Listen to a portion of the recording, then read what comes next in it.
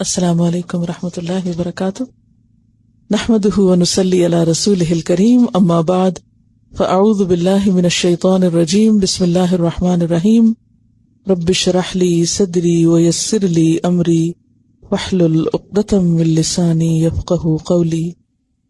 یا ایھا الذین آمنوا، اے لوگو جو ایمان لائے ہو، انما الخمر، سوائے اس کے نہیں کہ خمر، انما کیا ہے؟ کلمہ حصر، الخمر خمر، الخمر ما خامر العقل، خمر کیا ہوتا ہے؟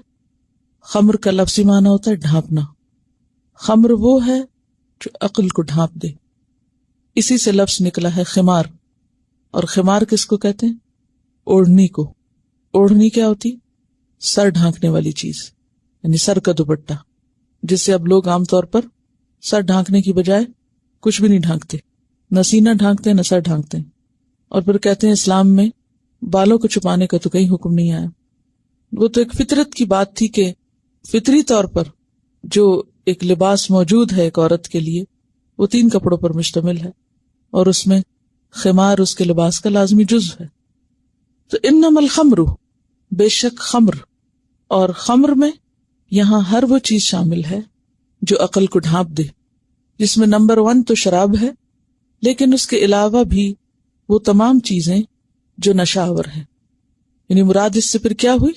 نشہ آور چیزیں، جیسے کہ ایک روایت میں آتا ہے کہ کل ما اسکر فہو خمر، کہ ہر وہ چیز جو نشہ پیدا کرے وہ خمر ہے۔ تو خمر کیا ہوئی چیز؟ ہر وہ چیز جو نشہ پیدا کرے، نشہ آور چیزیں، وہ خمر ہے۔ اب ایسا نہ ہو کہ میں آئندہ اگلے پیپر میں آپ سے پوچھوں اسائنمنٹ میں خمر کے معنی میں لکھے تو آپ اس کا معنی شراب لکھ دیں۔ خمر شراب سے زیادہ وسیع معنی رکھتا ہے۔ کیا؟ کہ ہر وہ چیز جو نشہ آور ہو، کیونکہ نشہ آور چیزیں جو ہیں وہ عقل پر اثر انداز ہوتی ہیں۔ اور پھر ایک اور چیز یہ یاد رکھیے کہ ما اسکر کثیرہ فقلیلہ حرام، کہ جس چیز کی زیادتی نشہ پیدا کرے اس کی تھوڑی کوانٹٹی یا تھوڑی مقدار بھی حرام ہے، وہ بھی ممنوع ہے۔ تو انما الخمر، بے شک خمر، والمیسر، اور جوا، قمار، یعنی لاٹری کی اقسام کی چیزیں، اور میسر یسر سے نکلا ہے، اور یسر کس کو کہتے ہیں؟ آسانی کو، وہ مال جو آسانی سے حاصل ہو جائے، لیکن اصطلاح میں کیا ہے؟ جوا، یعنی اگر لفظی معنی اس کے دیکھیے جائے تو ہر وہ مال، یعنی ایزی منی جس کو کہتے ہیں، لیکن یہاں عام طور پر ایزی منی کے معنی میں استعمال نہیں ہوا بلکہ خاص شکل میں، اور وہ جوئے کی شکل ہے، کیونکہ جوئے میں بھی انسان جب جیتتا ہے تو وہ اچانک بہت سا مال حاصل کر لیتا ہے بغیر کسی بڑی محنت کے، صرف کوئی شرط جیت کے یا بازی جیت کے یا کھیل میں جیت کے۔ تو ایک شخص سالہ سال کی محنت سے اتنا مال نہیں کما سکتا جائز طریقے سے جس طرح ایک شخص جوئے میں ایک سیٹنگ میں کما سکتا ہے، تو اس لیے اس کو میسر کہا گیا۔ والانصاب، انصاب کا لفظ جو ہے یہ نصب سے ہے، نصب کرنا ہوتا ہے گاڑنا، تو مراد وہ پتھر ہیں جو عبادت کے لیے گاڑے جاتے ہیں، خواہ وہ بتوں کی شکل میں ہو یا اس کے علاوہ، یعنی ہر وہ پتھر جو عبادت کے لیے گاڑا جائے، خواہ بت ہو یا بت کے علاوہ ویسے خالی پتھر ہو۔ تو اہل عرب کعبہ کے گرد بت اور پتھر نصب کرتے تھے، جن کے لیے خون بہاتے اور جن کے لیے قربانی کرتے، اور پھر اس خون کو ان پتھروں پہ ملتے بھی تھے۔ تو والانصاب، ہر وہ چیز جو عبادت کے لیے نصب کی جائے، یعنی پتھر خاص طور پر، لیکن پتھر کے علاوہ بھی ہو سکتے جیسے لکڑی وغیرہ کی، یعنی ہر وہ چیز جو فکس کر دی جائے کس کام کے لیے؟ عبادت کے لیے، وہ انصاب ہے، نصب کردہ چیزیں جن کی پوجا کی جائے یا جن کے نام پہ قربانی کی جائے۔ تو انصاب کیا ہوا؟ گاڑی ہوئی چیز جو کس کے لیے گاڑی جائے؟ عبادت کے لیے، اور عبادت میں خاص طور پر 2 چیزیں، جیسے پوجا یا پھر قربانی خاص طور پہ۔ والازلام، ازلام ز لام میم سے ہے، ظلم تیر کو کہتے ہیں، یعنی وہ تیر جن کے ذریعے فال نکالی جاتی ہے، یا جن کے ساتھ جوا کھیلا جاتا تھا، اور پھر وہ بھی جن کے ذریعے قسمت کا حال معلوم کیا جاتا تھا۔ تو ازلام کا لفظی معنی کیا ہے؟ تیر، لیکن یہ تیر عام تیر نہیں، بلکہ کون سے تیر؟ جن کے ذریعے فال نکالی جاتی تھی یا جن کے ذریعے جوا کھیلا جاتا تھا۔ تو ان تیروں کی خرید و فروخت اور ان کا استعمال بھی ممنوع ہے۔ رجسن، رجس گندگی ہے، حسی اور مانوی دونوں طرح سے۔ رجس کیا ہے؟ گندگی۔ کیسی گندگی؟ حسی۔ حسی کیا؟ جو دیکھنے میں ہو یا جس کی اسمیل ہو یا چھونے میں ہو۔ اور مانوی کیا ہے؟ کہ بظاہر دیکھنے میں تو گندی نہیں، لیکن اس کے پیچھے جو عقیدہ ہے وہ ناپاک ہے، شرک پر مبنی ہے۔ تو رجسن گندگی ہے، من عمل الشیطان، شیطان کے عمل میں سے ہے، شیطان کا کام ہے۔ شیطان کا کام کیوں کہا؟ اس لیے کہ شیطان انسان کے دل میں ان چیزوں کی طرف رغبت پیدا کرتا ہے، ان چیزوں کے لیے اٹریکشن پیدا کرتا ہے۔ یہ تمام اعمال شیطانی وسوسوں کے ذریعے انسانوں نے شروع کیے، یعنی شیطان نے انسانوں کے دلوں میں ان اعمال کے لیے کیا پیدا کیا؟ رغبت پیدا کی۔ فاجتنبوہ، تو کیا کرو؟ اجتناب کرو اس سے۔ اجتناب کا لفظ کس سے ہے؟ جیم نون بے سے۔ جنب، جنب کس کو کہتے ہیں؟ پہلو کو۔ تو گویا پہلو تہی کرو، پہلو بچاؤ، کنارہ کشی کرو، اس طرف رخ بھی نہ کرو، منہ ہی موڑ لو۔ پاس جانا تو دور کی بات، کیا کرو؟ منہ موڑ لو اس سے۔ کیوں؟ لعلکم، تاکہ تم، تفلحون، تم فلاح پا جاؤ۔ تو فلاح کیا ہوتا ہے؟ کون بتائے گا آپ میں سے؟ پیچھے بتا چکی ہوں۔ حصول مطلوب، اور صرف مطلوب کا پانا کامیابی نہیں ہوتی۔ اس کی بہترین مثال ہے فمن زحزح عن النار وادخل الجنۃ فقد فاز، جو آگ سے بچا لیا گیا اور جنت میں داخل کر دیا گیا، وہ کیا ہوا؟ کامیاب ہوا۔ تو کامیابی کیا ہے؟ الفوز بالمطلوب والنجاۃ من المکروہ یا مردود۔ مطلوب کو پانا، جو آپ کے دل میں ہے چیز اس کو پا لینا، اور کس سے بچنا؟ مردود سے، یعنی ریجیکٹڈ چیز سے یا مکروہ چیز سے، ناپسندیدہ چیز سے، تکلیف دہ چیز سے بچ جانا اور فائدہ مند چیز کو حاصل کر لینا۔ اور اس کی مثال وہی جنہوں نے آیت سے دی۔ تو لعلکم تفلحون، تاکہ تم فلاح پاؤ، کامیاب ہو، یعنی جس کام کے لیے دنیا میں بھیجے گئے ہو وہ کر سکو، اور ان چیزوں سے بچ سکو جس سے تمہیں نقصان پہنچ سکتا ہے۔ یہ سب حرام کام تمہیں جن سے روکا جا رہا ہے، کیوں روکا جا رہا ہے؟ تاکہ تم اپنا مقصد زندگی نہ بھولو اور اپنے آپ کو ضائع نہ کرو، اپنے مال کو ضائع نہ کرو، اور پھر آخرت میں جہنم سے بچ جاؤ اور جنت تک پہنچ جاؤ۔ اب جیسے کہ آپ جانتے ہیں کہ اس آیت سے پہلے 2 آیات شراب کے بارے میں نازل ہو چکی تھی، اور اگر دیکھا جائے تو اس سے پہلے ایک اور آیت بھی جو سورۃ النحل کی ہے، آیت نمبر 67، اس میں اللہ تعالیٰ فرماتے ہیں وَمِن ثَمَرَاتِ النَّخِيلِ وَالْأَعْنَابِ، کھجوروں اور انگوروں کے پھلوں سے، ثمرات ثمرہ، کھجوروں اور انگوروں کے پھلوں سے، تتخذون، تم بناتے ہو اس سے، سکرن، نشہ آور چیز، ورزقن حسنا، اور عمدہ رزق بھی، ان فی ذلک لآیۃ لقوم یعقلون، اس میں یقیناً نشانی ہے کس کے لیے؟ عقل والے لوگوں کے لیے۔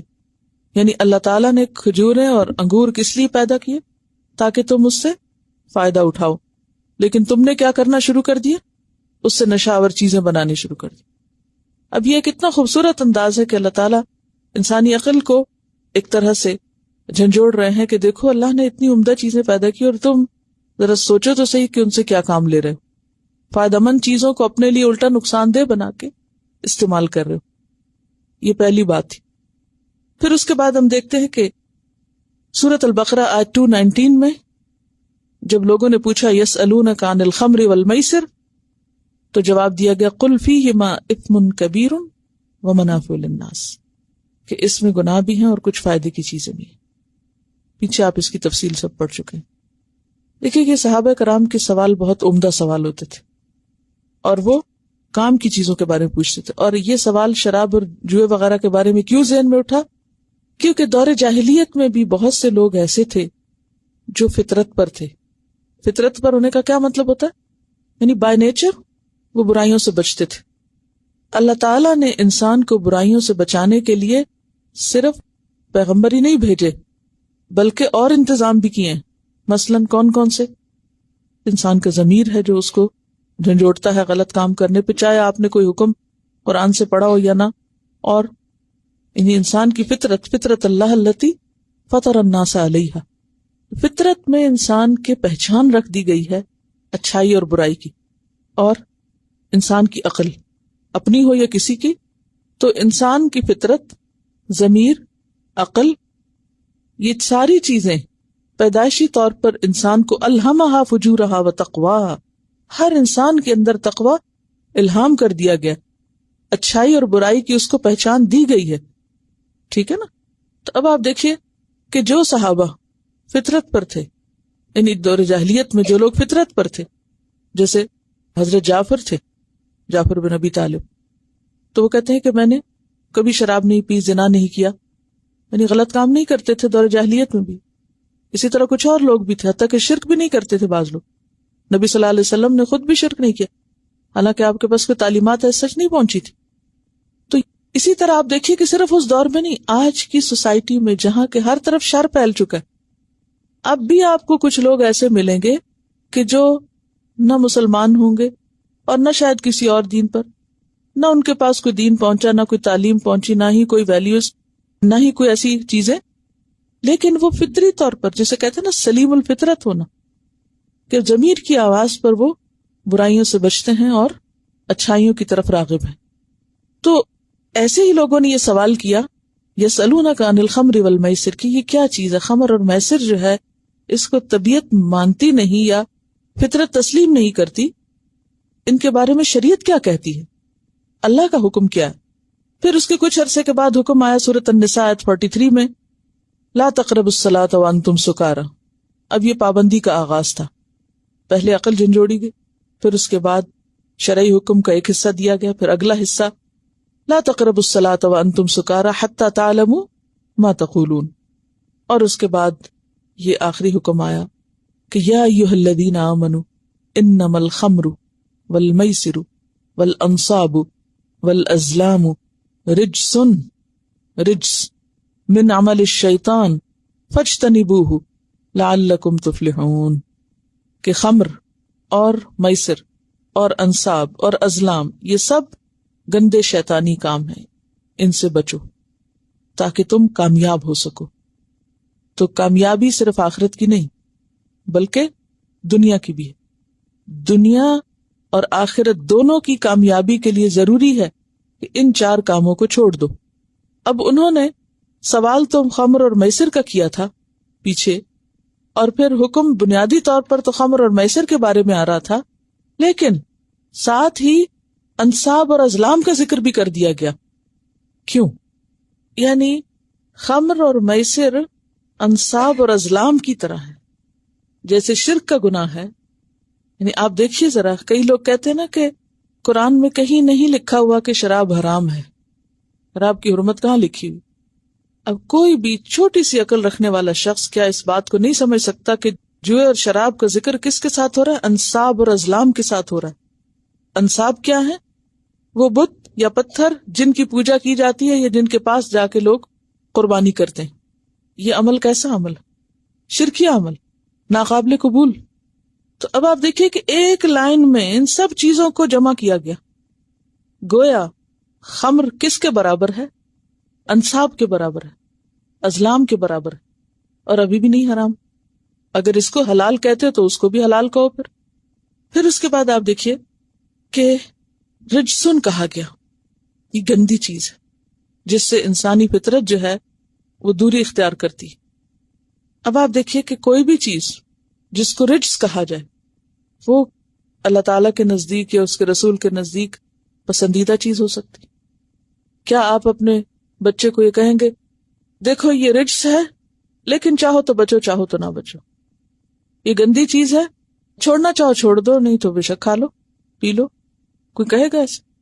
نہیں۔ تو جب کسی چیز کو رجس بتا دیا گیا تو پھر حرام حلال کی کون سی بات ہوگی؟ یہ تو صرف ایک حجت بازی ہے کہ یہ لفظ اس طرح نہیں لکھا ہوا جیسے ہم چاہتے ہیں، اس لیے اس وقت تک جب تک وہ لفظ ہم کو نہ ملے ہم اس کو حرام نہیں سمجھیں گے، چاہے کتنے بھی دلائل اس پر ہوں۔ پھر اگلی چیز من عمل الشیطان، شیطان کے کاموں میں سے، یہ شیطانی کام ہے۔ تو کوئی کام جو شیطان کی طرف سے ہو یا شیطان کا پسندیدہ ہو، کیا وہ کسی رحمان کے بندے کے لیے پسندیدہ ہو سکتا ہے؟ یعنی کسی دین، مذہب، شریعت میں اگر کسی کام کو یہ کہہ دیا جائے کہ یہ شیطان کا کام ہے، یہ شیطانی کام ہے، یہ شیطان کا پسندیدہ ہے، تو پھر اس پر یہ کہا جائے کہ کوئی بات نہیں، کیا ہوا؟ کوئی بات تو نہیں، اس پہ تو بہت بڑی بات ہے کہ شیطان اور رحمان ایک دوسرے کی ضد ہیں۔ تو رجس من عمل الشیطان، تو کیا کرو؟ فاجتنبوہ، اس سے بچو، یعنی ان تمام چیزوں سے، خصوصاً شرب خمر سے اور میسر اور باقی چیزوں سے بھی۔ اور چونکہ اس کو شیطانی کام بتایا گیا اس لیے آگے فرمایا انما یرید الشیطان، بے شک شیطان چاہتا ہے، یعنی انما کیا ہے؟ کلمہ حصر ہے۔ مفہوم کیا ہوگا؟ یعنی شیطان تو یہی چاہتا ہے، یا شیطان اس کے سوا اور کچھ نہیں چاہتا مگر یہ معنی ہے۔ شیطان کا تو اصل مقصد ہی یہی ہے، جسے ہم عام زبان میں کہتے ہیں، یعنی لا یرید الا ذالک، شیطان صرف یہی چاہتا ہے۔ اور یریدو کیا ہوتا ہے؟ چاہنا، محبت رکھنا۔ کیا چاہتا ہے؟ ان یوقع، کہ ڈال دے، یوقع واو قاف عین وقع، ڈال دے، بینکم، تمہارے درمیان، کس کے درمیان؟ اہل ایمان کے درمیان۔ کیا ڈال دے؟ العداوت، عداوت، اس کا اپوزٹ کیا ہے؟ ولایت۔ عداوت ڈالنا چاہتا ہے۔ دیکھیے اردو میں دوستی دشمنی نہیں کہتے، تو عداوت دشمنی ہے، اور دشمنی کا اپوزٹ کیا ہوتا ہے؟ دوستی۔ تو عداوت ولایت کے مخالف ہے۔ شیطان چاہتا ہے تمہارے درمیان دشمنی پیدا کر دے، عداوت پیدا کر دے، والبغضاء، اور بغض پیدا کر دے۔ بغض کس کا اپوزٹ ہے؟ محبت کا۔ والبغضاء، اور بغض پیدا کرنا چاہتا ہے، یعنی محبتیں ختم کرنا چاہتا ہے اور اس کی جگہ دشمنی لانا چاہتا ہے۔ فی الخمر والمیسر، خمر اور میسر کی وجہ سے۔ اب آپ دیکھیے کہ پھر آگے انصاب ازلام کا ذکر نہیں آیا، کیونکہ اصل مطلوب خمر اور میسر ہی ہیں۔ اور کیا چاہتا ہے شیطان؟ وَيَصُدَّكُمْ، اور وہ روکنا چاہتا ہے تم کو، عن ذکر اللہ، اللہ کے ذکر سے، وہ اللہ کی یاد سے تم کو روکنا چاہتا ہے۔ اور یسدہ یہاں متعدی کے معنوں میں استعمال ہوا ہے، صرف خود نہیں رکتا بلکہ تم کو بھی روکتا ہے۔ وَعَنِ الصَّلَاةِ، اور نماز سے، گویا نماز سے روکنا یا نماز سے روکنے والا کون ہے؟ شیطان۔ وہ نہیں چاہتا کہ انسان نماز ادا کرے۔ فَهَلْ أَنْتُمْ مُنْتَهُونَ، پھر کیا تم رکنے والے ہو؟ رکو گے یا سنی انسنی کر دو گے، یا نہیں رکو گے، نہیں باز آؤ گے؟ منتہون کا لفظ کس سے ہے؟ نون ہے یہ نہیں، جس سے روکا جائے، اور یہ کہنے کی بجائے کہ اس سے رک جاؤ یہ کہا گیا کیا پھر تم رکو گے؟ فرق کیا ہے؟ چلیے آپ یوں دیکھیے، اگر مثلا میں آپ میں سے کسی کو رک جاؤ اور یہ کہوں رکو گے یا نہیں، کیا فرق؟ کون سا شدید ہے؟ سوالیہ انداز زیادہ شدید ہوتا ہے، رکو گے یا نہیں، رکتے ہو یا نہیں، رکو گے؟ کیا ہو تم رکنے والے؟ تو بنیادی طور پر دنیاوی نقصان اور آخرت کا نقصان، کیونکہ فلاح کا ضد کیا ہے؟ خسران۔ فلاح کا اپوزٹ کیا ہے؟ خسران۔ کامیابی کا اپوزٹ کیا ہوتا ہے؟ ناکامی۔ آپ دیکھیے کوئی بھی لینگویج اگر آپ نے سیکھی ہو تو اس میں یہ سب پڑھا ہوگا نا، بچپن سے بچوں کو سکھانے لگتے ہیں، اپوزٹ سکھاتے ہیں، متضاد الفاظ سکھاتے ہیں، مترادفات سکھاتے ہیں، واحد جمع سکھاتے ہیں۔ یہ چیزیں ہی بات کو سمجھنے میں مدد دیتی ہیں، ٹھیک ہے؟ تو پیچھے کہا گیا تاکہ تم فلاح پاؤ، اور اگر تم فلاح نہیں پاؤ گے تو کیا ہوگا؟ نقصان ہوگا۔ نقصان کیا ہوگا؟ دنیا کا بھی ہوگا، آخرت کا بھی ہوگا۔ دنیا کا نقصان کیا ہے؟ کہ تمہارے دلوں میں اس کی وجہ سے باہم دشمنی اور بغض پیدا ہو جائے گا۔ اچھا یہ بتائیے کہ شراب اور جوا کیسے دشمنی پیدا کرتا؟ مثلا یہ کہ اگر دو لوگ بیٹھ کے جوا کھیل رہے ہیں، ایک ہار جاتا ہے اور ایک جیت جاتا ہے، تو ہارنے والے کے دل میں جیتنے والے کے لیے کتنی محبت ہوگی؟ نفرت ہی نفرت ہوگی، غصہ ہی غصہ ہوگا، چاہے وہ باہم موافقت سے ہی کھیل رہے ہوں۔ لوگ کہتے ہیں نہیں وہ تو طے شدہ ہوتا ہے اور اٹس انڈرسٹوڈ، لیکن ایون دین چاہے انڈرسٹوڈ ہو پھر بھی دلوں میں کیا ہوتا ہے؟ عداوت ہوتی ہے۔ اس عداوت سے آگے بڑھ کر پھر جان جانے کا بھی خطرہ ہے۔ اور جب شراب اور نشے کی وجہ سے انسان کی عقل ڈھکی جائے تو پھر اس سے ہر برائی کی توقع کی جا سکتی ہے، ہر نقصان کی، اس کی اپنی ذات میں بھی دوسرے کو، چاہے وہ خود کو نقصان دے کسی اور کو دے۔ بعض اوقات انسان کو خود نہیں پتا ہوتا وہ پڑا کہاں، وہ کہیں گر رہا ہے، وہ کہیں کھڈے میں جا رہا ہے، کسی بس کے نیچے آ رہا ہے، وہ کتنی پی رہا ہے، کیا کر رہا ہے، اس کو تو کچھ ہوش نہیں۔ جب انسان کو ہوش نہیں ہوتی بعض اوقات انسان زیادہ گفتگو شروع کر دیتا ہے اور بے سوچے سمجھے بولنا شروع کر دیتا ہے، اور بے سوچے سمجھے اگر آپ دوسروں کو زبان سے بھی تکلیف دیں تو نتیجہ کیا ہوگا؟ عداوت اور دشمنی۔ اگر ڈرائیور ڈرنک ہو تو خود کو بھی نقصان دے گا اور دوسروں کی ہلاکت کا ذریعہ بھی بنے گا۔ بہت سے ایکسیڈنٹس کی اصل وجہ کیا ہوتی؟ ڈرنکنگ۔ بعض اوقات پوری فیملی جو متاثر ہوتی، بیوی، بچے جب ماں باپ کو ایسا کرتے دیکھتے ہیں تو بڑے ہو کر وہ بھی سب کچھ یہی شروع کر دیتے ہیں۔ ذاتی نقصان میں کیا ہے کہ انسان کا جسم، اس کا لیور، اس کا سٹمک اور باقی جسم جو ہے وہ متاثر ہوتا ہے، خراب ہوتا ہے، بے شمار بیماریاں اس سے نکلتی ہیں۔ نشے کے بغیر جب آپ کے اندر ایک سیلف کنٹرول ہوتا ہے، یعنی آپ کی عقل کام کر رہی ہوتی ہے، تو بہت ساری چیزیں آپ اپنے آپ کو جو دوسرے کو نہیں کہنی چاہیے، چاہے آپ کا دل کتنا بھی چاہ رہا ہو تو آپ کیا کرتے ہیں؟ اپنے آپ کو کنٹرول کر لیتے۔ لیکن ایسی صورت میں آپ کسی بھی قسم کا سیلف کنٹرول نہیں رکھتے، نتیجتاً آپ دوسرے کو ضرر پہنچانے سے نہیں چوکتے، اور جب آپ کسی کو تکلیف دیں گے تو پھر جواباً تیار رہیں، پیسے کا بھی نقصان ہے۔ اوکے، یہاں آپ دیکھیں کہ کچھ ریسرچ ہے، اس میں کہا گیا کہ 60 سے 70% لوگ جو اپنے پارٹنر کو مارتے ہیں ڈرنک ہونے کی حالت میں مارتے ہیں۔ یعنی جو مرد شراب پیتے ہیں وہ عموماً بیویوں کو شراب کی حالت میں مارتے ہیں۔ تو 60 سے 70% جو مار کٹائی ہے وہ نشے کی وجہ سے ہوتی ہے۔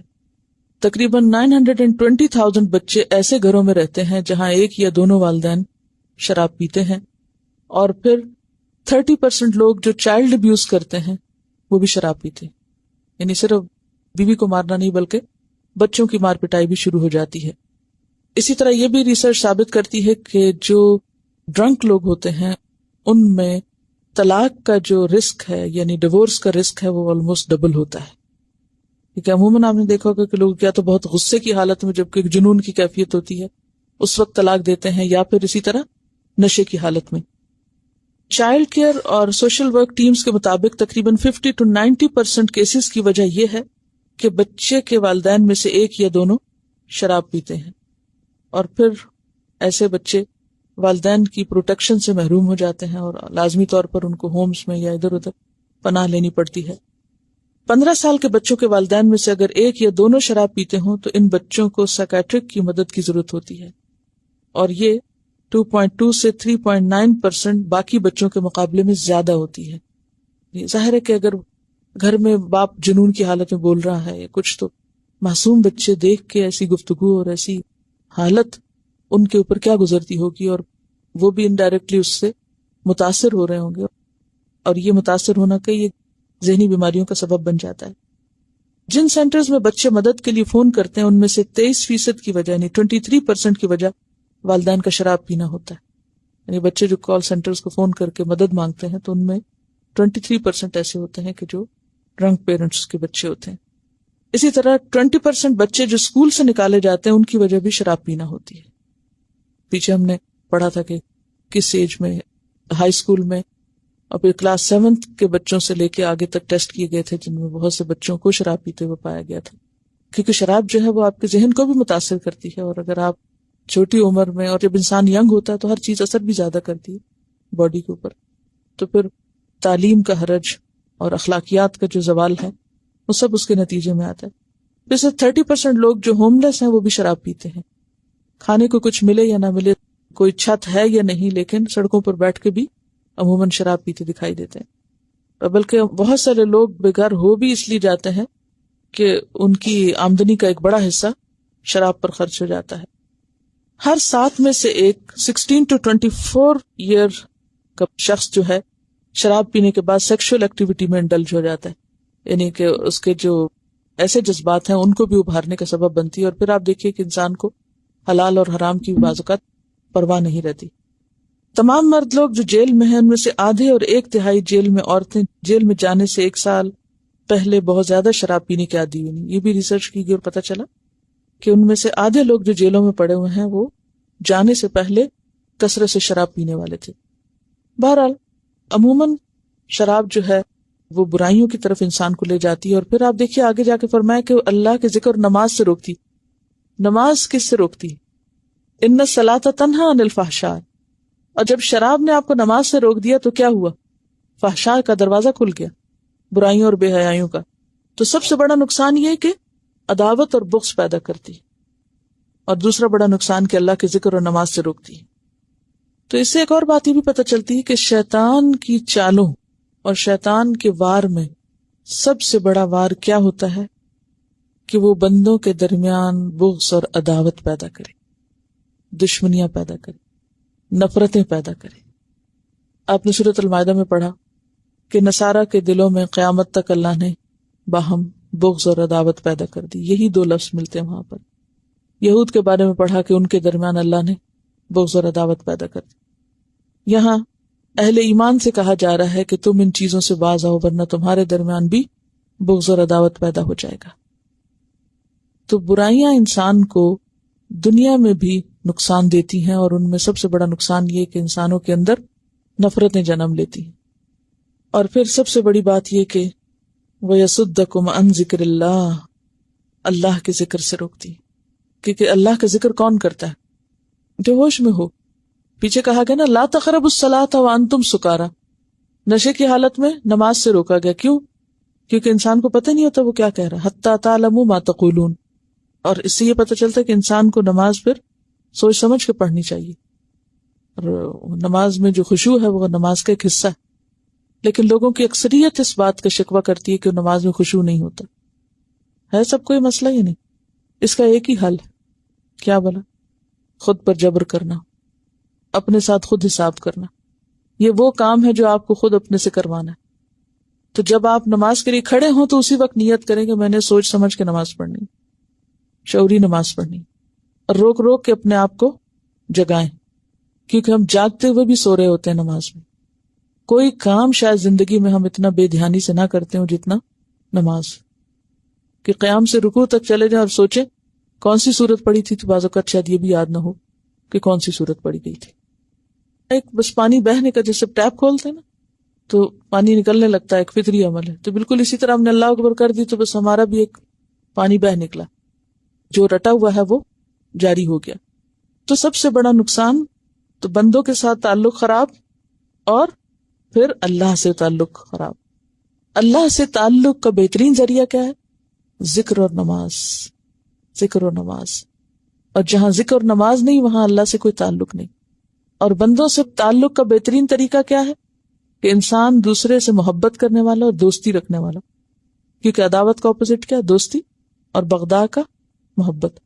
یعنی دوستی اور محبت کی فضا میں گھر میں جیے، خاندان میں جیے، سوسائٹی میں جیے، جہاں بھی وہ کام کرتا ہے، جہاں بھی لوگوں کے درمیان رہتا ہے، وہاں خوش قسمت کون ہے؟ قیامت کے دن سب سے قریب لوگ رسول اللہ صلی اللہ علیہ وسلم کی مجلس کے کون ہوں گے؟ الذین یألفون ویؤلفون، جو محبت کرتے بھی ہیں اور محبت کیے بھی جاتے ہیں. وہ کرنے والے بھی ہیں اور لوگ بھی ان سے کرتے ہیں. ایسے لوگ قریب تر ہوں گے اللہ اور اس کے رسول کے. اور دور کون ہے؟ جو آپس میں عداوت اور بغض اور نفرت رکھتے ہیں ایک دوسرے سے. اور آپ دیکھیے کہ عداوت اور بغض دنیا کو بھی جہنم بنا دیتا ہے اور آخرت کو بھی. یہ سزا کی بہت بڑی قسم ہے کہ لوگوں کے دلوں میں آپس میں ایک دوسرے کے لیے عداوت اور نفرت و محبت کی جگہ. اور یہ بنیادی طور پر کس کی وجہ سے ہوتی؟ شیطان کی. اگر آپ نے کبھی اپنے آپ کو ٹیسٹ کرنا ہو تو کیسے ٹیسٹ کریں کہ میرے دل میں لوگوں کے لیے محبت زیادہ ہے یا عداوت زیادہ ہے، بغض زیادہ ہے یا محبت زیادہ ہے، میرا معاملہ لوگوں کے ساتھ دوستی والا زیادہ ہے یا عداوت والا زیادہ ہے. اور اگر عداوت اور بغض بھرے ہوئے ہیں تو پھر 100% اپنے آپ کو بتائیے کہ آپ شیطان کے تسلط میں ہیں، کیونکہ شیطان ہی یہ چیز انسانوں کے اندر پیدا کرتا ہے. اور دوسری طرف اگر اللہ کی یاد نہیں یا نماز نہیں تو بھی پھر شیطان. اور پھر آپ دیکھیے کہ اگر دل انسان کا غافل ہو تو عبادت کی روح ہی نہیں رہتی. بہت سے لوگ صرف جسمانی نماز پڑھتے ہیں. جسمانی نماز کون سی ہوتی؟ جس میں صرف جسم حرکت کرتا ہے، جسم کے ایکشنز ہوتے ہیں بس. کیونکہ وہ ایسی نماز قیامت کے دن نہ انسان کے لیے نور ہوگی نہ برہان ہوگی. کیونکہ نماز قیامت کے دن انسان کے لیے کیا ہوگی؟ حدیث میں آتا ہے نا، نور اور برہان. پڑھا ہوگا آپ نے نماز نبی میں. اور دنیا میں بھی انسان کو پھر ایسی نماز نہ برائی سے روکتی ہے نہ فحشاء سے روکتی ہے. تو عبادت کی لذت کس میں ہے؟ اللہ کی یاد میں، بے ہوشی سے نماز پڑھنے میں نہیں. اسی لیے تو پھر نماز کو دل بھی نہیں چاہتا، کیونکہ لذت جو نہیں آتی. حالانکہ نبی صلی اللہ علیہ وسلم کیا فرماتے کہ نماز میرے لیے کیا ہے؟ میری آنکھوں کی ٹھنڈک. ہم میں سے کتنے لوگوں کی آنکھوں کی ٹھنڈک ہے نماز، کہ ہم باقی کھل اٹھیں اور خوش ہو جائیں کہ نماز کا وقت آ گیا. تو یہاں پر کیا فرمائے؟ کیا تم رکنے والے ہو؟ یہ دو نقصان جو بہت بڑے ہیں، بندوں اور اللہ سے تعلق میں کمی، تو کیا پھر بھی نہیں رکو گے؟ یعنی ایک تو ہوتا ہے نا کہ کسی چیز کا نقصان نہ بتائے، یہاں تو نقصان بھی بتا دیا گیا. مثلا نماز کے بارے میں یہ نہیں آتا کہ اگر تم نے نماز نہ پڑھی تو تمہارے یہ اور یہ نقصان ہے، لیکن یہاں تو خمر اور میسر کی بات کر کے 7 واضح نقصان بتا دیے گئے کہ بندوں کے ساتھ تمہارا یوں معاملہ خراب ہوگا اور اللہ کے ساتھ اس طرح ہوگا. واضح. اور چونکہ یہاں پر شراب کے ساتھ جوئے کا بھی ذکر ہے، تو آپ دیکھیے کہ جو گیمبلنگ ہے یا جوا ہے، اس کے کھیلنے سے بھی یہ دونوں امور لازم آتے ہیں. ایک طرف بندوں سے تعلق خراب ہوتا ہے اور دوسری طرف نماز سے غفلت اور ذکر سے دور ہوتا ہے انسان. اس میں ایک ریسرچ ہے کہ 62% گیمبلرز جو ہیں اپنی گیمبلنگ کی وجہ سے جرائم کرتے ہیں. ان میں سے 80% نے سول اوفینسز کیے اور 23% کنوکٹ ہوئے. اور پھر اسی طرح یہ ہے کہ 57% گیمبلرز نے یہ کنفیس کیا کہ انہوں نے گیمبلنگ کرنے کے لیے چوری کی. ان سے زیادہ تر چور کون ہوتے ہیں؟ گیمبلرز، جوا باز. پھر اسی طرح 1993 میں تقریباً آدھی امریکن پاپولیشن نے کنفیس کیا کہ انہوں نے کم از کم ایک مرتبہ کاسینو میں جوا کھیلا. یعنی کس کثرت کے ساتھ یہ خرابیاں جو ہیں ترقی یافتہ ممالک میں بھی پائی جاتی ہیں کہ کسی بھی ملک کی آدھی آبادی جو ہے وہ خود اقرار کریے کہ ہم نے کم از کم ایک دفعہ کاسینو میں جا کے جوا ضرور کھیلا. اور اب بھی آپ دیکھیں کہ جن جگہوں پر طوفان آ رہے ہیں تو وہاں پر بتایا جاتا ہے کہ ان علاقوں کی جو تباہی ہے اس پر شاید لوگ اتنا غمگین نہیں جتنا اس بات کا غم ہے کہ وہاں سے جو ریونیو آتا تھا کسینو کی شکل میں، جو آمدنی کا ایک بہت بڑا حصہ تھا ملک کی، وہ ختم ہو گیا. یعنی انسانوں پہ جو بیتی وہ تو ایک طرف، اس پہ اتنے دکھ کا اظہار نہیں، لیکن کسینو جو آمدنی کا ایک ذریعہ تھے ان کی بربادی پر اس لحاظ سے زیادہ افسوس اور غم ہے. تب آپ خود سوچیں کہ جہاں پر حلال اور حرام کی تمیز نہ ہو اور جائز اور ناجائز کی پرواہ نہ ہو اور انسان صرف اس بات پہ توجہ رکھے کہ اس کی آمدنی کہاں سے ہوتی ہے، خواہ وہ کوئی بھی ذریعہ ہو، تو پھر اخلاقیات کا کیا ہوگا؟ پھر اسی طرح یہ ہے کہ اس میں آپ دیکھیں کہ ایسے لوگ ہیں جو اس گناہ سے نکلنا بھی چاہتے ہیں. مثلا 64% گیمبلرز جو ہیں وہ 1 سال سے چاہ رہے ہیں کہ وہ کسی طرح گیمبلنگ سے نکلیں، مگر ان کی ساری کوششیں جو ہیں وہ ناکام ہوئی ہیں. اگر آپ کے اپنے اندر برائی آپ کو محسوس ہو تو پھر کوئی زبردستی نہیں آپ پہ کر سکتا. بہرحال اللہ تعالیٰ نے جب یہ فرمایا کہ کیا تم رکنے والے ہو، تو حضرت عمر رضی اللہ تعالیٰ عنہ کے بارے میں آتا ہے کہ وہ کہتے تھے انتہینا یا ربنا، کہ ہم رک گئے اے ہمارے رب. اور یہاں کیا کہا جا رہا ہے کہ 1 سال سے رکنے کی کوشش کر رہے ہیں، لیکن رک نہیں پا رہے. یعنی ان سب چیزوں کے پیچھے خوابوں کی ایسی دنیا بنا دی جاتی ہے کہ جن خواہشات کے پیچھے بھاگتے بھاگتے انسان اس دلدل سے نکل ہی نہیں سکتا. وہ آگے بڑھتے چلے جاتے ہیں. ٹھیک ہے, آگے چلتے ہیں. وَأَطِیعُوا اللَّهَ وَأَطِیعُوا الرَّسُولَ, اور اطاعت کرو اللہ کی اور رسول کی. اب آپ دیکھیے کہ یہاں پر لفظ آیا ہے اطیعوا. کیا معنی ہے اطیعوا کا؟ اطاعت کس کو کہتے ہیں؟ اب بتائیے مجھے, اطاعت کیا ہے؟ اللہ کے احکامات کو ماننا اطاعت کہلاتا ہے. حکم ماننا اطاعت ہوتی. اطاعت کیا ہے؟ حکم ماننا. اور نافرمانی کیا ہوتی ہے؟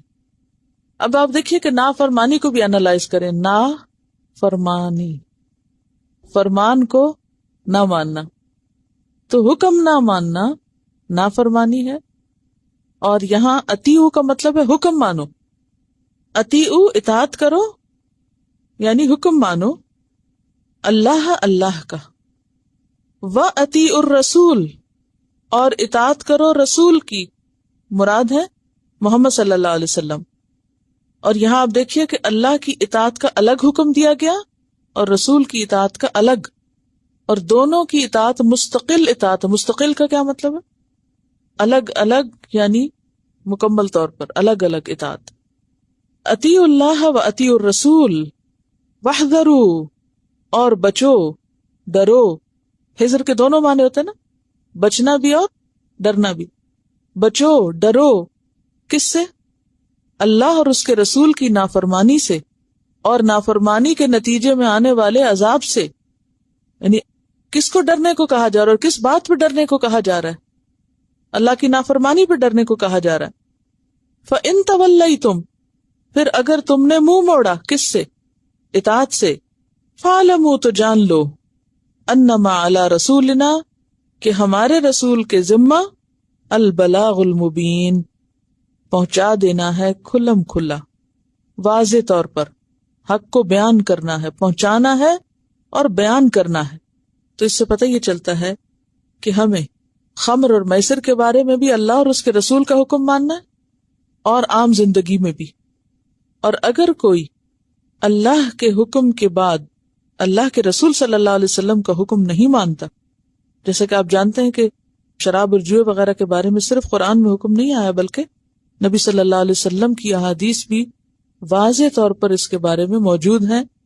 آپ صلی اللہ علیہ وسلم نے فرمایا, اللہ کی لعنت شراب پر, شراب پینے والے پر, پلانے والے پر, یعنی جو سرو کرے, بیچنے والے پر, خریدنے والے پر, نچوڑنے والے پر, یعنی ایسی جگہ کام کرے جہاں بنتی ہو, بنوانے والے پر, آرڈر کرنا جو ہے, اٹھانے والے پر, کیری کرنا, اس کی ٹرانسپورٹیشن کرنا, اور اس پر جس کے لیے اٹھا کے لے جائی گئی ہو, یعنی جہاں ٹرانسپورٹ کی گئی ہو جس کے لیے, اور شراب کی قیمت کھانے والے پر.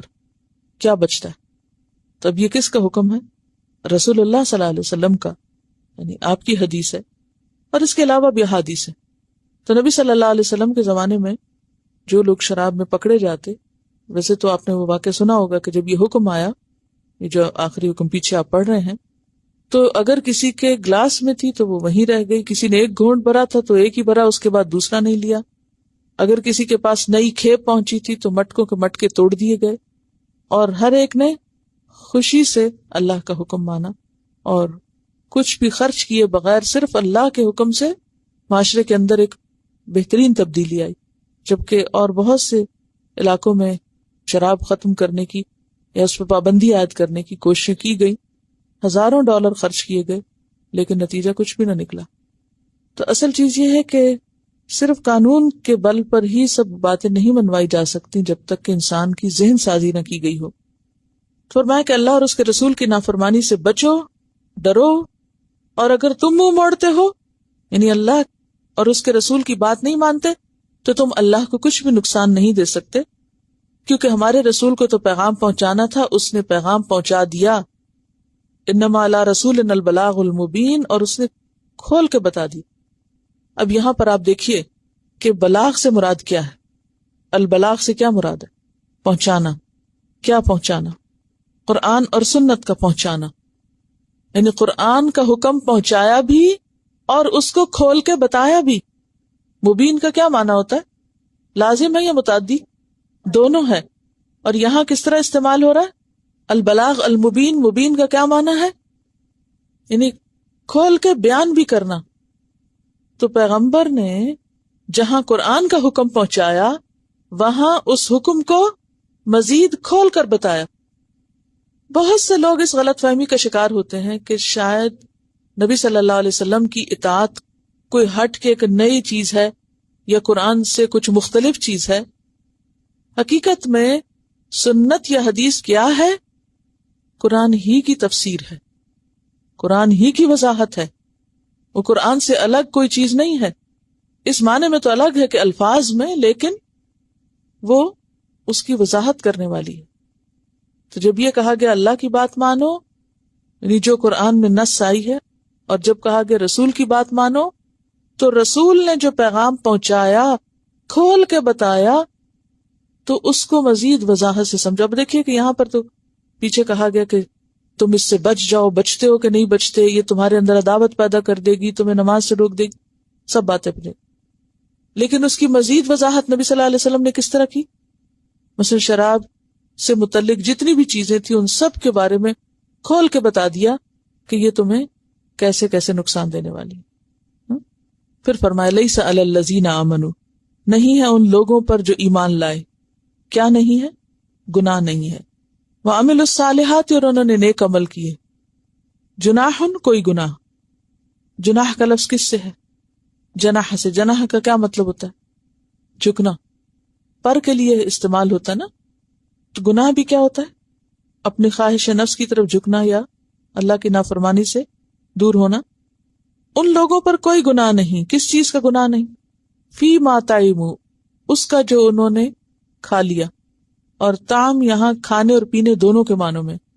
جیسے وہ طالوت کے قصے میں آپ نے پڑھا تھا نا، ان اللہ مبتلیکم بنہر فمن شرب منہ فلیس منی ومن لم یطعمہ فانہ منی. تو وہاں شربہ کا معنی بھی آیا اور من لم یطعمہ، اور جو نہیں کھائے گا اس کو تو پانی کھانے کی چیز تو نہیں.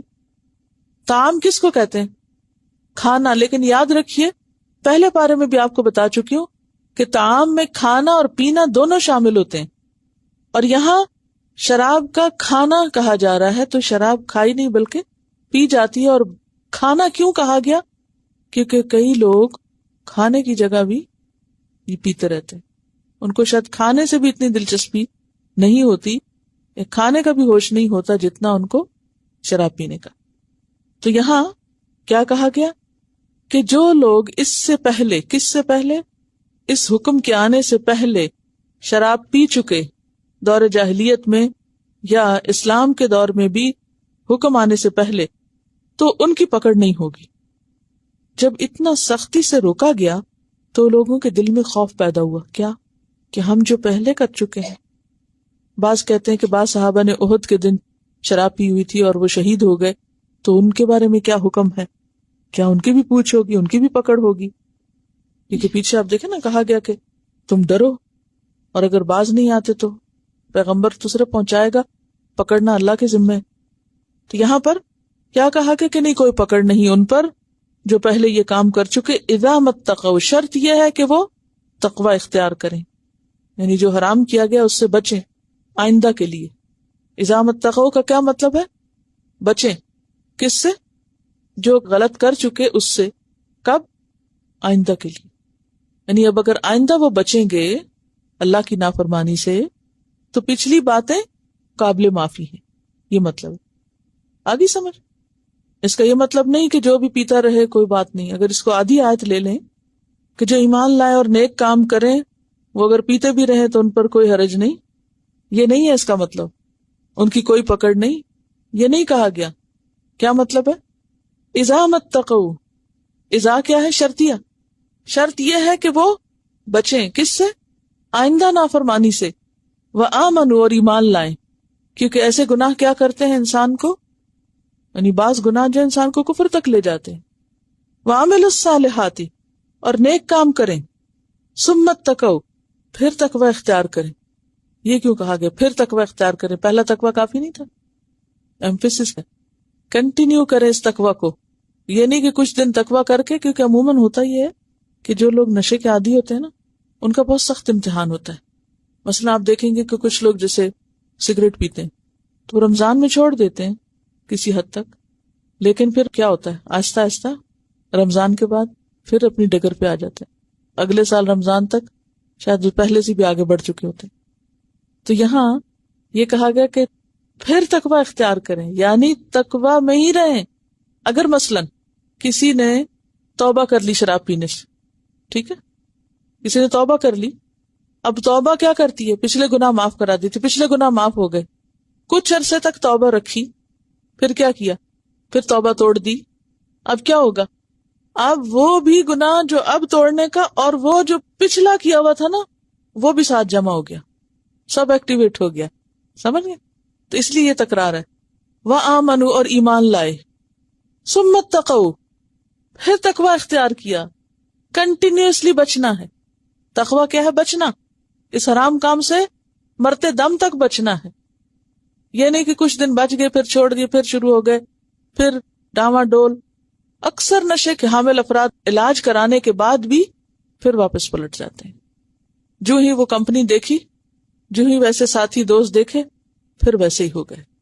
یعنی نفس اگر ایک دفعہ برائی کا عادی ہو جائے تو پھر اس کو چھڑانا بے حد مشکل کام ہوتا ہے. وَأَحْسَنُوا، اور انہوں نے احسان کیا. احسان کیا ہوتا ہے؟ احسان اچھائی سے ہے، حسن سے ہے، اچھا کرنا. ہاں، کس کس سے؟ عبادات میں بھی ہے، جیسے اللہ کے سامنے احسان کیا، تم اللہ کی عبادت ایسے کرو جیسے تم اس کو دیکھ رہے ہو. اور بندوں سے بھی کیا، بندوں کے ساتھ بھی اچھا سلوک. تو یہاں ساری اطاعت شامل ہے.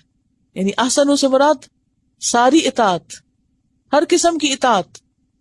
سمجھ گئے کیا مراد ہے احسان سے؟ ہر قسم کی اطاعت. اب آپ دیکھیے کتنی شرائط ہیں. اتقوا 1، آمنوا 2، عملوا الصالحات 3، ثم اتقوا 4، وآمنوا 5، ثم اتقوا 6، واحسنوا 7. واللہ یحب المحسنین، اور اللہ محبت رکھتا ہے کس سے؟ محسنین سے. اللہ محسنین سے یعنی نیکی کرنے والوں سے محبت رکھتا ہے. یہ جو آیت کا پہلا حصہ ہے، اس سے ایک بڑی اہم بات پتہ چلتی ہے کہ جو لوگ ایمان لا کے نیک کام کریں، وہ جو کچھ بھی کھاتے پیتے ہیں حلال جائز چیزوں میں سے، وہ کیا بن جاتا ہے ان کے لیے؟ عبادت. لیکن اگر کوئی شخص کفر کرتا ہے اور اللہ کی نافرمانی کرتا ہے اور پھر وہ اس کا رزق کھاتا ہے، تو یہ رزق کھانا بھی اس کے لیے کیا ہو جاتا ہے؟ وبال. جتنی نعمتیں استعمال کرتا جاتا ہے اور اس ساتھ اتنی درجے کی اس سے بڑھ کے نافرمانی کرتا جاتا ہے، تو یہ اس کے لیے کیا ہو جائے گا؟ پکڑ کا باعث ہوگا. کیونکہ یہ نعمتیں حلال کب ہوتی ہیں ہمارے لیے، جائز کب ہیں؟ جب ہم اللہ کے فرما بردار اور اطاعت گزار بنے. اور اگر کوئی اللہ کی نافرمانی کرنے والا ہو تو یہ اس کے لیے کیا ہو جاتا ہے؟ پکڑ کا سبب بن جاتا ہے. کیونکہ قرآن پاک میں آتا ہے نا، کل من حرم زینۃ اللہ التی اخرج لعبادہ والطیبات من الرزق قل ہی للذین آمنوا فی الحیات الدنیا خالصۃ یوم القیامہ. دنیا میں بھی حق کس کا ہے ان نعمتوں پر؟ ایمان والوں کا. اور آخرت میں تو ہے ہی صرف ایمان والوں کے لیے. تو بات یہ ہے کہ اگر انسان رب کا رزق کھاتا ہے تو اطاعت بھی کس کی کرے؟ رب کی کرے، اور اس کی نافرمانی نہ کرے. شراب کے بارے میں ایک دو سوال آئے ہیں. اکثر لوگوں کا یہ کہنا ہے کہ ہم شراب تو ہر روز پیتے ہیں مگر اتنی جس سے نشہ نہیں آتا. اس بارے میں کیا خیال ہے؟ حرام چیز خواہ تھوڑی ہو یا زیادہ وہ حرام ہے. ما اسکر کثیرہ فقلیلہ حرام. حکم کیا ہے کہ جس کی کثرت نشہ دے اس کی قلت بھی حرام. اب دیکھیں کہ جتنی بھی نجس چیزیں ہیں وہ تمام خواہ وہ قلیل مقدار میں کیوں نہ ہو، کیونکہ اسے رجس کہا گیا نا. تو گندگی کی جتنی بھی چیزیں ہیں وہ گندگی ہیں، چاہے تھوڑی ہو یا زیادہ.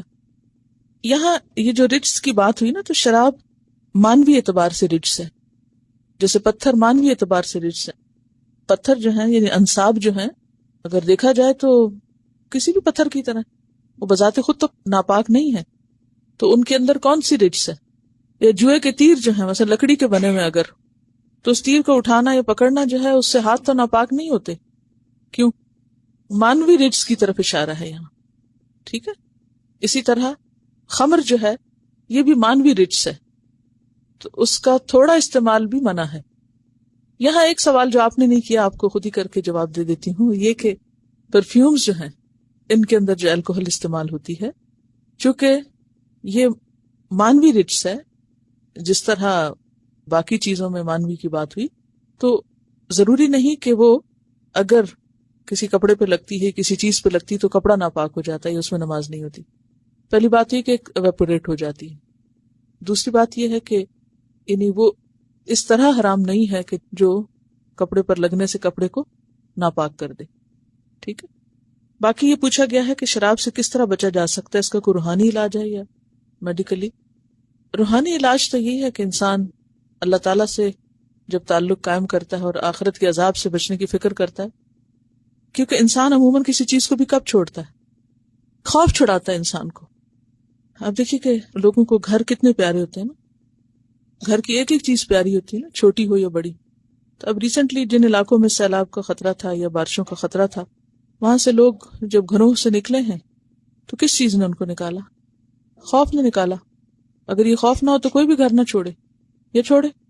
نہیں چھوڑے. تو اب اتنی پیاری چیز انسان کب چھوڑتا ہے؟ جب کوئی ڈر ہوتا ہے. تو جب انسان کو اپنی آخرت کے گھر کے جانے کا ڈر ہو, آخرت کی نعمتوں کے چھننے کا ڈر ہو, تو وہ اگر حقیقی معنوں میں اس کے دل میں آ گیا اور اس کو بات سمجھ میں آ گئی ہے, تو یہی خوف اس سے چھڑا سکتا ہے, صرف بندوں کی نصیحت نہیں. تو اس کا روحانی علاج تو قرآن ہی ہے. قرآن شفا ہے. قرآن سے مضبوط تعلق انسان کو سارے نشے چھڑوا دیتا ہے. ویسے پریکٹیکلی میری ایک اسٹوڈنٹ تھی پاکستان میں کہ جو اتنی زیادہ نشے کی عادی ہو چکی تھی, اور میں ایک روز اس طرح اپنے آفس میں بیٹھی ہوئی تھی تو اچانک آ گئی بغیر پوچھے, بغیر اجازت لیے, اور بالکل بال بکھرے ہوئے, اور اس وقت بھی نشے کی حالت میں تھی, اور بولتی جا رہی تھی.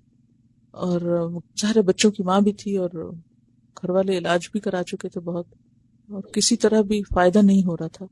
بلکہ وہ جو ایسی جگہ ہوتی ہیں ریہیبلیٹیشن سینٹر اور ایسے کلینکس جہاں پر مریضوں کو بعض اوقات بالکل ایک چھوٹے سے کیوبیکل میں بند بھی کر دیتے ہیں, تو میں خود اس کو وہاں دیکھنے کے لیے بھی گئی. بالکل ایک اتنا سا کمرہ جس میں انسان صرف لیٹ سکتا ہے, کچھ اس میں اس کو لاک کر دیا, لاک اپ میں ڈال دیتے تھے. اتنی شدید قسم کا اس کو اٹیک ہوتا تھا, اتنا زیادہ استعمال کر, ہاتھوں پہ سوراخ اور سرنجز کے سوئیاں, اور حالت خراب. تو میرے پاس آئی اور ادھر ادھر کی, ظاہر ہے کہ پھر اس کے بعد گھروں میں لڑائیں بھی شروع ہو جاتی, بہت سی خباثتوں کو جنم دیتے. الخبائث کہا گیا نا شراب کو. شراب کتنی خط وہ دوسرے نشے کی عادی تھی. تو بہرحال خلاصہ اور اینڈ ریزلٹ یہ کہ الحمدللہ اس کے بعد میں نے اس کو انکریج کیا کہ تم صرف آ کے قرآن کی مجلس میں بیٹھنا شروع کرو, صرف قرآن کی مجلس میں بیٹھنا شروع کر دو. اور اللہ کے فضل سے جو اس نے بیٹھنا شروع کیا اور پڑھنا شروع کیا, ہر آنے والا دن اس کے لیے بہتری کا ذریعہ بنا, اور ایک وقت آیا کہ سب کچھ چھوٹ گیا, اور صرف قرآن کی برکت سے تھا. کوئی اور دوائی نہیں تھی, کوئی کچھ نہیں. اس دوران ہاں یہ ضرور ہوا, اپس اینڈ ڈاؤن ہوئے, بیچ میں جیسے چھٹی کر لی, بیچ میں غائب ہو گئے, بیچ میں پھر جیسے شروع کر دیا. اور یعنی کہ وہ ایک استقامت بہت مشکل ہوتی ہے. ایسے مریضوں کا جو سیلف کنٹرول ہوتا ہے, یہ ول پار ہوتی ہے, وہ کمزور ہو جاتی ہے. اور پھر وہ وہیں ہاسپٹل پہنچ گئی, اور ایک عجیب مشکل, اور ایک آپ کو پتہ ہے کہ ایک دن کا پھر ہاسپٹل کا جو خرچ تھا, اور ڈاکٹرز کی فیس اور سب کچھ. بہرحال اللہ کے فضل سے کچھ 6 مہینے میرے خیال لگے ہوں گے کہ ایک طرح سے پوری طرح الحمدللہ اس سے باہر آ گئی. اور ایک کو وہ بول بول کے بتاتی تھی, اگر کسی نے عبرت پکڑنی اور سبق لینا تو مجھ سے لے کے, مجھے قرآن نے کس طرح سہارا دیا ہے اور کس طرح میں مضبوط ہوئی ہوں.